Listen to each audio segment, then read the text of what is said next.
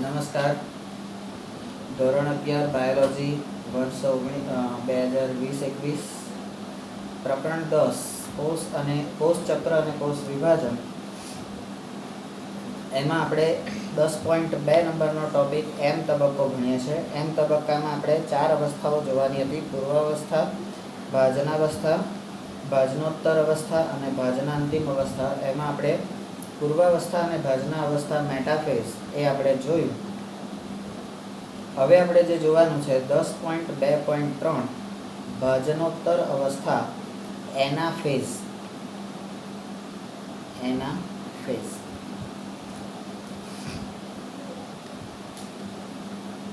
Prophase, metaphase, anaphase. તમને અંગ્રેજીની રીતે પણ પૂછીશ, બરાબર? આપણે એ રીતે કમ્પ્લીટ રહેવાનું. ભાજનોત્તર અવસ્થાની શરૂઆતમાં મધ્યાવસ્થા પટ્ટિકા. આ મધ્યાવસ્થા પટ્ટિકાને આપણે ભાજન તલ લખી જ નાખવાનું, મગજમારી કરવા. અહીંયા મધ્યાવસ્થા પટ્ટિકા આવે એટલે ભાજન તલ. કેમ આ કરવાનું? આપણને એના સમાનાર્થી મળ્યું. મધ્યાવસ્થા પટ્ટિકા પર ગોઠવાયેલ દરેક રંગસૂત્રોના સેન્ટ્રોમિયર હવે ક્રમશઃ વિભાજિત થતા રંગસૂત્રિકા સ્વરૂપે છૂટા પડે છે,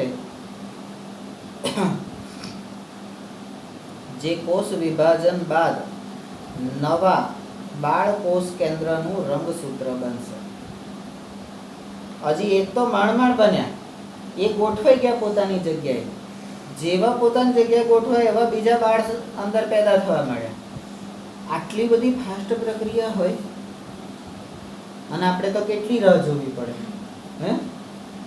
બરાબર. બાળ કોષ કેન્દ્રનું રંગસૂત્ર બને છે. નંબર 3, આ છૂટી પડેલ રંગસૂત્રિકાઓ વિરુદ્ધ ધ્રુવ તરફ સ્થાનાંતરિત થવાની શરૂઆત કરે છે. નંબર 4, જ્યારે પ્રત્યેક રંગસૂત્ર મધ્યાવસ્થા પટ્ટિકા એટલે કે ભાજનતલ મધ્યાવસ્થા પટ્ટિકાથી ઘણા દૂર થવા લાગે છે, ત્યારે પ્રત્યેક રંગસૂત્રના સેન્ટ્રોમિયર એ પોતાના ધ્રુવોની બાજુ તરફ હોય છે. અને નંબર 5, તેથી રંગસૂત્રોને ધ્રુવો તરફ દોરે લઈ જાય છે. દોરે નહીં, દોરી લઈ જાય છે. દોરીને લઈ જવું એટલે ખેંચી લઈ જવું. એટલે પેલું ગીત નહીં, દીકરીને ગાય દોરે ત્યાં જાય. ના, ગીત છે. દીકરીને ગાય દોરે ત્યાં જાય, દીકરી તો પારકી સાપણ કહેવાય. થાપણ કહેવાય, પારકી સાપણ કહેવાય. બરાબર? સાપણ નહીં, સાપણ કે છે, ખબર નથી પડતી. તો રંગસૂત્રોને ધ્રુવો તરફ દોરી લઈ જાય છે અને સાથે સાથે રંગસૂત્રોની ભુજાઓ પણ તેની પાછળ આવે છે. બરાબર? એટલે સેન્ટ્રોમિયર ધ્રુવો બાજુ ખસે છે, એટલે રંગસૂત્રોને પણ એ બાજુ લઈ જાય છે અને એની જે ભુજાઓ છે એ પણ એની પાછળ આવે છે. આવું તમને ક્યાં બતાવ્યું છે? 10.2c માં બતાવ્યું છે. બરાબર?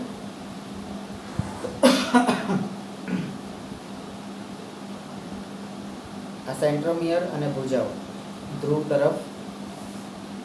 બરાબર? હવે તમે જો દરેક અવસ્થાના વિશેષતાઓ છે, તો એવી રીતે આ ત્રીજી અવસ્થા ભાજનોત્તર અવસ્થા છે. ભાજનોત્તર અવસ્થામાં રંગસૂત્રો પોતે વ્યવસ્થિત ગોઠવાઈ અને બાળ કોષ કેન્દ્રનું રંગસૂત્ર બનાવે છે અને એ વિરુદ્ધ દિશા તરફ સ્થાનાંતરિત કરવાની પ્રક્રિયા કરે છે. અને એની જોડે સેન્ટ્રોમિયર અને એની ભુજાઓ પણ એની પાછળ આવે છે. આ ભાજનોત્તર ક્રિયાની અવસ્થાની પાછી વિશેષતાઓ છે. સેન્ટ્રોમિયરનું વિભાજન. ભાજનોત્તર અવસ્થામાં શું થાય છે? તો કે સેન્ટ્રોમિયરનું વિભાજન અને રંગસૂત્રિકાનું અલગીકરણ. રંગસૂત્રિકા, આ સૂત્રિકા કઈ ગઈ? આ સેન્ટ્રોમિયર વિભાજિત થઈ રંગસૂત્રિકા સ્વરૂપે છૂટા પડે છે. બરાબર? એટલે સેન્ટ્રોમિયરનું વિભાજન થઈને રંગસૂત્રિકા બને છે. આ વિશેષતા થઈ. બરાબર? બીજું શું? એટલે આખો જે આગળનો ફકરો છે ને એ તમને અહીંયા 2 લીટીમાં કહી દીધું. એટલે પેલું આપણે ગુજરાતીમાં નતા કરતા નવસાર લેખન, સંક્ષિપ્તીકરણ, સાર લેખન. નવસાર નહીં, નવસાર તો કેમિકલ પદાર્થ છે. બરાબર? રંગસૂત્રિકાનું વિરુદ્ધ ધ્રુવ તરફ ખસવું. રંગસૂત્રિકા વિરુદ્ધ ધ્રુવ તરફ ખસે એટલે સેન્ટ્રોમિયર પણ વિરુદ્ધ ધ્રુવ તરફ ખસે અને એની પાછળ પાછળ ભુજાઓ પણ ખેંચાય. બરાબર? હવે જેનું કેન્દ્ર જ ખસવા માંડે, જેનું કેન્દ્ર એ ખસવા માંડે તો બાકીનું બધું ખસે કે નહીં? બરાબર? એક સમય એવો હતો કે નીરવ ગુરુજી એક કેન્દ્ર હતા. હવે એવું છે કે નિકુંજભાઈ એ કેન્દ્ર થઈ ગયા. બરાબર? તો ભુજાઓ ખસવા માંડી કે નહીં? બરાબર? નિકુંજભાઈ જોડે જતી રહી અને હું પાછો હતો એવો ને એવો એક બિંદુવત ટપકું બનીને રહી ગયો. બિંદુવત. બરાબર? ચલો, ચોથી અવસ્થા અંત્યાવસ્થા 10.2.4 અંત્યાવસ્થા. ટીલોફેઝ. ટીલોફેઝ નંબર 1. કોષ કેન્દ્ર વિભાજનની અંતિમ અવસ્થાની શરૂઆતમાં, કોષ કેન્દ્રના વિભાજનની અંતિમ અવસ્થાની શરૂઆતમાં એટલે કે અંત્યાવસ્થામાં રંગસૂત્ર કે જે અનુક્રમે પોતાના ધ્રુવો પર પહોંચી ગયા છે, આ ખસતા હતા હવે પહોંચી ગયા છે, તે વિસ્તરણ પામે છે. રંગસૂત્રો હવે વિસ્તરણ પામે છે. બરાબર? અને નંબર 2, પોતાની સ્વતંત્રતા ગુમાવી દે છે. જે કેન્દ્રથી દૂર જાય છે, ચારે બાજુ ફેલાઈ જાય છે, એ પોતાની સ્વતંત્રતા ગુમાવી દે છે. પોતે હવે પોતાના રહેતા નથી, બધાના થઈ જાય છે. પછી કોઈ એમ કે મારે આમ જીવવું, ના, આપણે બધાએ જીવવાનું છે એટલે હવે એ રીતે જીવો. સ્વતંત્રતા ગુમાવી દીધી. આપણો કોષ આપણને આ વસ્તુ શીખવાડે છે. એટલે કહે છે ને કે આપણા જીન્સમાં છે બધું. સંસ્કૃતિ અને વિજ્ઞાન એ આપણા જીન્સમાં છે, આપણા જનીનોમાં છે, આપણા બંધારણમાં છે. આપણે કોઈ ચોપડી વાંચીને શીખવાની જરૂર નથી. બંધ કરતો આ બધું નથી ભણવું. આપણે એ તો પરીક્ષા પાસ કરવાની છે, પેલું સર્ટિફિકેટ લેવાનું છે, એટલા માટે આ બધું ભણીએ છીએ. બાકી તો અમારે બધું છે જ. પણ આટલું અંદરનું એક સામાન્ય માણસને ખબર હોય. બરાબર? તો આપણો અને સામાન્ય માણસ વચ્ચેનો તફાવત એ અહીંથી શરૂ થાય છે. નંબર 3, હવે એ સ્વતંત્ર રંગસૂત્ર સ્વરૂપે જોવા મળતા નથી. રંગસૂત્રો વિભાજન પામી રંગસૂત્ર પોતે સ્વતંત્રતા ગુમાવી દે છે અને હવે સ્વતંત્ર રંગસૂત્ર સ્વરૂપે જોવા મળતા નથી. નંબર 4, તેના રંગસૂત્ર દ્રવ્ય બંને ધ્રુવ બાજુ એક સમૂહની જેમ, બંને ધ્રુવ બાજુ એટલે ઉપરનો ધ્રુવ અને નીચેનો ધ્રુવ એની તરફ એક સમૂહની જેમ એકત્રિત થઈ જાય છે. તમે આકૃતિ 10.2 ડીની અંદર તમે જોઈ શકો છો. આ ભેગા થઈ ગયા ધ્રુવ તરફ. પહેલાં છૂટા છૂટા હતા, હવે અહીંયા રંગસૂત્ર છે એની ભુજાઓ એવું લાગતું હતું, હવે એ ભેગા થઈ ગયા. બરાબર? હવે ભુજાઓ જેવું કંઈ દેખાતું નથી. હવે કે છે આ અંત્યાવસ્થા છે ને એની પાછી વિશેષતાઓ. તો અંત્યાવસ્થા દરમિયાન શું થાય છે? હવે વિશેષતાઓ એટલે સારાંશ હવે જોઈએ છે આપણે. નવસાર લેખન કે અવસર લેખન? સાર લેખન. રંગસૂત્ર વિરુદ્ધ ધ્રુવો તરફ એકત્રિત થાય છે અને તે તેઓની સ્વતંત્ર ઓળખ ગુમાવી દે છે. આટલી સરસ જન્મી, મોટી કરી, ભણાઈ ગણાઈ, બધું સરસ રીતે ઘડતર કર્યું, ચણતર કર્યું, બરાબર. પછી શું થયું? તો કે અમારું આ રંગસૂત્ર વિરુદ્ધ ધ્રુવો તરફ જતું રહ્યું અને વિરુદ્ધ ધ્રુવો તરફ જઈને પાછું ત્યાં જઈને પોતાની ઓળખ નહીં, પોતાની સ્વતંત્રતા અને ઓળખાણ ગુમાવી દીધી. એમના થઈ ગયા. અહીં અમારું ચવાણું, ત્યાં આગળ બદલાઈ ગયું.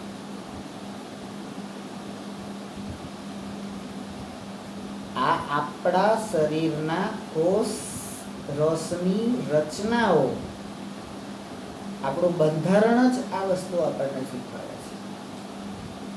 પછી તમે એમ કહો, તમે બાપને એમ કહો તમને કેમ મોકલી દીધી, આમ તેમ તો થોડી ચાલે ભાઈ. તો અંદરથી જ શીખવાડેલું છે, કરવાનું છે એમ કે છે. પણ હું થોડો પોઝિટિવ છું. તો રંગસૂત્ર વિરુદ્ધ ધ્રુવો તરફ એકત્રિત થઈ જાય છે અને તેઓ સ્વતંત્ર ઓળખાણ ગુમાવી દે છે. પ્રત્યેક ધ્રુવ પર, હવે વિરુદ્ધ ધ્રુવો પર એકત્રિત તો થાય છે, પણ ત્યાં શું કરે છે? પ્રત્યેક ધ્રુવ પર આ રંગસૂત્ર સમૂહની આજુબાજુ, રંગસૂત્ર સમૂહોની આજુબાજુ જે ઢગલો થયો ને એની આજુબાજુ કોષ કેન્દ્ર પટલનું નિર્માણ થાય છે. તો કોષ કેન્દ્ર પટલનું નિર્માણ ક્યાં થાય છે? તો ધ્રુવ પ્રદેશમાં રંગસૂત્ર દ્રવ્યની સમૂહોની આજુબાજુમાં. અને કઈ અવસ્થામાં? તો અંત્યાવસ્થામાં કોષ કેન્દ્ર પટલનું નિર્માણ થાય છે. અંત્યાવસ્થામાં, બરાબર. જે બે બાળ કોષ કેન્દ્રો બનાવે છે, બરાબર. અહીંયા છૂટા પડી ગયા, સ્વતંત્ર અસ્તિત્વ જતું રહ્યું.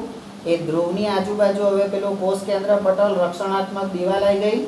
પેલા આમ આમ કરે એટલે દિવાલ આવી જાય ને. હા, અને એ દિવાલના કારણે બે બાળ કોષ કેન્દ્રો બનાવે છે. એટલે હવે તમને પ્રકૃતિએ કીધું છે, બરાબર. તમારા કોષની રચના જ એવું કહે છે કે હંમેશા બે કોષ કેન્દ્રોનું નિર્માણ થાય. વિભાજનથી પણ બે જ કોષનું નિર્માણ થાય. દરેક વખતે બેની જ વાત કરે છે. પછી તમે એમ કહો કે ના ભાઈ આમ છે તેમ છે, તેવું થોડી ચાલે, બરાબર. Number C. હવે કોષ કેન્દ્રિકા, જો પેલે 3 નથી બની, સ્પષ્ટ દેખાતી નથી આવી. કોષ કેન્દ્રિકા, ગોલ્ગી પ્રસાધન, ઈઆર એટલે અંતઃકોષ રસ જાળ, અંતઃકોષ રસ જાળ, એનું પુનઃ નિર્માણ થાય છે, બરાબર. અહીંયા જોવા મળતા નથી પૂર્વાવસ્થામાં, અને અંતિમ અવસ્થા સુધીમાં તો એનું ફરીથી નિર્માણ થઈ જાય છે. બોલો હે. અને જોડે જોડે બે બાળ કોષ કેન્દ્રોનું નિર્માણ થાય છે. એકના ડબલ. હા, 10.2.5 લાસ્ટ છે. પછી ત્રીજો મુદ્દો આવે છે કોષ રસનું વિભાજન. અરે શું કરવા બેઠા છે આ લોકો? દરેક વસ્તુમાં વિભાજન, દરેક વસ્તુમાં ભાગલા પાડો. તો ભાઈ આ ભાગલા પાડો ને રાજ કરો એ અંગ્રેજોએ શીખવાડ્યું હતું, પણ ભાગલા પાડો ને યાદ કરો એ પ્રકૃતિ, કુદરત, વિજ્ઞાન આપણને શીખવાડે છે. નાના નાના ભાગ પાડો, જલ્દી યાદ રહેશે. અને એ વાત જો નીરવ ગુરુજી એમ કહેતા કે નીરવ ગુરુજી તો રાક્ષસ જેવા છે, રાવણ જેવા છે, અમને બધાને છૂટા પાડે છે. અલા, છૂટા પાડવાનું મેં નથી કીધું, અને છૂટા પડશો ને તો જ તમારી કંઈક અસ્તિત્વ દેખાશે, નહીં તો કશું નહીં દેખાય. પણ ત્યારે તો હું લોકોને ગમતો નહીં. કારણ અહીંયા કીધું ને કે કોષ ચક્ર વિભાજન એક સળંગ પ્રક્રિયા છે, એને અલગ અલગ સ્પષ્ટ કરવું શક્ય નથી, બરાબર. પણ આ સળંગ પ્રક્રિયામાં જ્યારે રિઝલ્ટ આવે ને ત્યારે જ બધાનું સારો લાગુ. ત્યાં સુધી તો હું બધાને સારો લાગતો. અને ભાગલા પાડો રાજ કરો એ કોણ કહે છે? આ તમારા બંધારણ વિજ્ઞાન કે છે, પ્રકૃતિ ભગવાન કે છે, હું નહીં કહેતો. બધામાં મારું નામ દઈ રહ્યો છો. તો કોષ રસનું વિભાજન થયું. હવે કોષ કેન્દ્રનું વિભાજન કર્યું, 2 બાળકોષો થયા. હવે કોષ રસનું વિભાજન જે પ્રવાહી છે ને, તો કે તળાવનું આટલું પાણી તારું ને આટલું પાણી મારું. જે આ 2 બાળકો થયા ને, બાળકોષ કેન્દ્રો, એ એમ કે છે કે આટલો કોષરસ મારો ને આટલો કોષરસ તારો. અલા એક જ માના 2 છોકરા, તોય પાછું વહેંચણી તો કરવાની. તો એ વહેંચણી કરવાનું કોણ શીખવાડે છે? તમારા કોષ શીખવાડે છે, હું નહીં. એને શું કહે છે? સાઇટોકાઇનેસિસ. સાઇટોકાઇનેસિસ.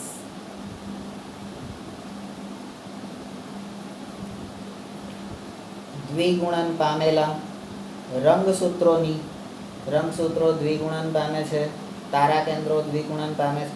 તો દ્વિગુણન પામેલા રંગસૂત્રોની બાળકોષ કેન્દ્રોમાં વહેંચણી. એ વહેંચણીની પ્રક્રિયા આપણે વહેંચણ કહીએ છીએ. આપણે જેને વહેંચણ કહીએ છીએ એને વિજ્ઞાન શું કહે છે? કેરિયોકાઇનેસિસ. હે? અને આપણે કાલે આને શું કહેતા હતા? કેરિયોકાઇનેસિસ. કેરિયોકાઇનેસિસ, બરાબર, એવું કહેતા હતા. એના દ્વારા સમવિભાજનની પ્રક્રિયા પૂર્ણ થતી નથી. આટલો ભાગ પડ્યા તોય કે હજી સમવિભાજનની પ્રક્રિયા, હજી સરખો ભાગ નહીં થયો. આ તો પેલું વાંદરા ને 2 બિલાડી જેવું થયું ને. આ બાજુ વધ્યું તો અહીંથી લઈ લો, ને આ બાજુ વધ્યું તો અહીંથી લઈ લો. પછી કહેવાય થોડું વધ્યું મારી મહેનત. હે? એવું થશે, જોજો. નંબર 2, પરંતુ કોષ પોતાની જાતે કોષ રસ વિભાજનથી. હવે જો આ રંગસૂત્રોની વહેંચણીથી સમવિભાજનની પ્રક્રિયા પૂરી થતી નથી, પણ જે કોષ છે એ પોતાની જાતે કોષ રસ વિભાજનથી ઓળખાતી એક બીજી પ્રક્રિયા દ્વારા, કોષ એટલે બાપ પોતે, આ બધાનો બાપ જ કહેવાય ને કોષ એટલે, એ પોતે બીજી પ્રક્રિયા દ્વારા 2 બાળકોષોમાં વિભાજન પામે છે, અને ત્યારે જ કોષ વિભાજન પૂર્ણ થયું કહેવાય. 10.2.E. બરાબર. તો નંબર 1, 2, હવે આવ્યું 3. એટલે કોષ પોતે બીજી પ્રક્રિયા દ્વારા કોષ રસનું પણ વિભાજન કરી નાખે છે, અને 2 બાળકોષોનું વિભાજન કરે ત્યારે પ્રક્રિયા પૂર્ણ થાય છે, ત્યાં સુધી નથી થતી. હવે કે છે પ્રાણી કોષમાં આ વિભાજન કોષરસ પટલમાં, પ્રાણી કોષમાં આ વિભાજન કોષરસ પટલમાં એક ઉપસંકોચન ખાંચ બને છે. નંબર અહીંયા A, અહીંયા B, જે પરિઘથી કેન્દ્ર તરફ ઊંડી બનતી જાય છે. એટલે એવો ખાડો કે જે બહારની સાઈડે ઊંચો હોય અને પછી અંદર જેમ જેમ જતા જાવ એમ એ સાંકડો થતો જાય, પણ ઊંડો થતો જાય. બરાબર, એવું બનાવે છે. નંબર C, અને બંને તરફની ખાંચો જ્યારે કેન્દ્રમાં એકબીજા સાથે જોડાઈ જાય છે ત્યારે કોષ રસ 2 ભાગમાં વહેંચાઈ જાય છે. હવે આમ બહારથી ગોળ ગોળ ગોળ ગોળ કરીને એક જગ્યાએ ભેગા થઈ ગયા એટલે 2 ભાગ થઈ ગયા. બરાબર. નંબર 4 એનું A. હવે આ તો થઈ પ્રાણી કોષની વાત. પ્રાણી કોષમાં ઉપસંકોચન ખાંચના કારણે આ વસ્તુ થાય છે. વનસ્પતિ કોષો કે જે લગભગ સ્થિતિસ્થાપક કોષ દિવાલથી ઘેરાયેલા હોય છે. એટલે વનસ્પતિની કોષ દિવાલ કેવી હોય છે? સ્થિતિસ્થાપક. ખેંચો, છોડ દો, પાછી મૂળ સ્થિતિમાં. બરાબર.